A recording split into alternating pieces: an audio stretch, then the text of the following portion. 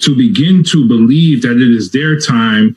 This is a group that has been radicalized by the great replacement myth and many other things. Back to a very special edition of John Bachman Now.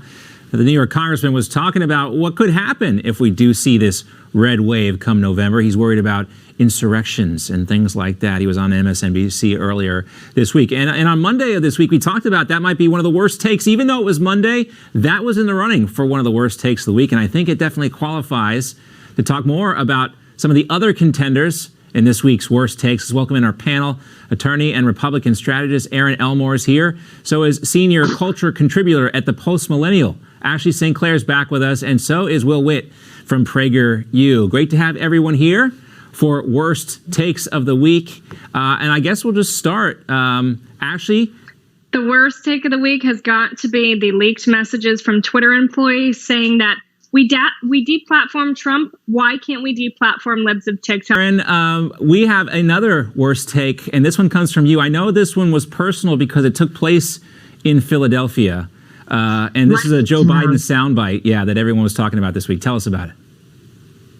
So basically, he was speaking at the AFL CIO in Philadelphia. He vacillated between banging his fist, screaming at people, then whispering. And Philly's unions are known for corruption, people being jailed, incarceration, terrible, terrible things. Yet he goes there and praises these people and then goes on and on about, don't criticize my spending. Meanwhile, no one can afford to fill up their gas tank. Inflation is surging. You go to the grocery store, the shelves are empty.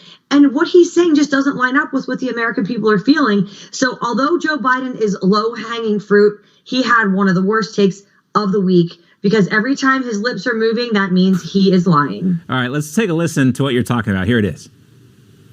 So when they come to you and talk about big spenders, let them know. Almost $2 trillion in deficit reduction. I don't want to hear any more of these lies. Lies, just not in the way that he thinks that they are. And you know, there's Sleepy Joe and then there's Angry Joe, and that's Angry Joe. Not a great look for the president right now at this time when so many people are angry with him. All right, last but not least, with the worst take of the week, we got Will here. Will, what do you got for us? So my fiance, Ava Vlardingerbrook, she actually got restricted off of Twitter for a 12-hour ban for going on national news, GB News, and talking about sudden adult death syndrome. And nothing in there was, making some statement of fact or saying this is totally the case. It was all about opinion. With, another, I guess, awful take. Now, we had Jamal Bowman, and I had to just kind of get into this one because I saw this, maybe you guys saw this, and you can't give up on the Amber Heard story just yet. She sat down with Savannah Guthrie at NBC News, and here's what I think is really the worst take of the week. Take a listen. In the closing arguments, the Depp lawyer called your testimony the performance of a lifetime and said you were acting. What do you say to that? Says the lawyer for the man who convinced the world he had scissors for fingers. I'm the performer. Yeah. I mean, what are we supposed to do with this? Erin?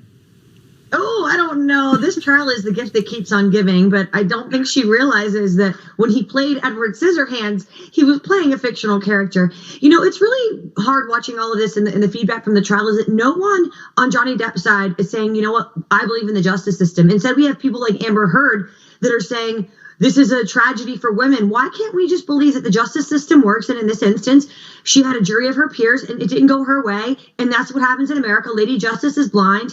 And here we are. But I don't think anyone believes that he actually has scissors for fingers. And, I just want to, ask Will and Ashley here, show of hands, who thinks this performance in the interview was better actually than Amber Heard's performance on the stand? Anyone? No, you guys are going to go with the actual trial. We're half. Okay. I think both were pretty bad. All right. Well, we know they were both performances, I guess. Just deadpan right there, Amber Heard. And I would love to have the cross shot of Savannah Guthrie's face for that answer. I bet that was pretty good too. All right, her pick for the week. Erin, what do you got for us? Oh, dumbass Photoshop did the Dave Chappelle, you have any crack, and said now that poor Anthony Fauci, we want him to get better. Yes. We wish you a speedy recovery, Dr. Fauci. But now that you're hurting, I want to know, hey, Are you looking for any of that extra horse paste, that ivermectin that gets everyone better?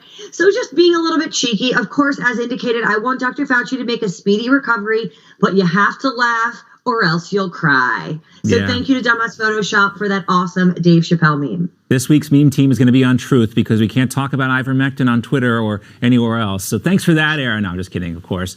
All right, Ashley. Horse paste first. We'll just call it the good old-fashioned horse paste. Horse paste. Okay, I like it. Ashley.